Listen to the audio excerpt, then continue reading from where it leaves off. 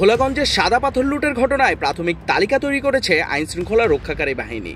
তালিকা রয়েছে প্রায় 100 জনের নাম। তালিকা এখন যাচাই বাছাইয়ের পর্যায়ে রয়েছে। দোষী ব্যক্তিদের শনাক্তের পর অভিযান শুরু হবে। ইতিমধ্যে কয়েকজনকে গ্রেফতার করা হয়েছে।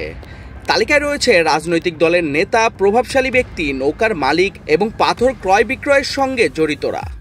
প্রশাসনের তথ্য মতে মামলায় প্রায় 1,500 অজ্ঞাতনামা ব্যক্তিকে আসামি করা হয়েছে। অবৈধভাবে কোটি কোটি টাকার পাথর লুট হয়েছে বলে অভিযোগ রয়েছে।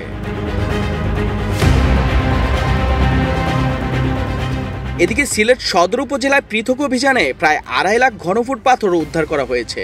উদ্ধারকৃত পাথর ভোলাগঞ্জ সাদা পাথর পর্যটন কেন্দ্রে ফিরিয়ে আনা হচ্ছে। স্থানীয়দের অভিযোগ, বছরের পর বছর ধরে চলছে অবৈধ উত্তোলন। সাম্প্রতিক সময়ে লুটপাট বেড়ে যাওয়ায় পর্যটন কেন্দ্রটি অস্তিত্ব হুমকির মুখে পড়েছে।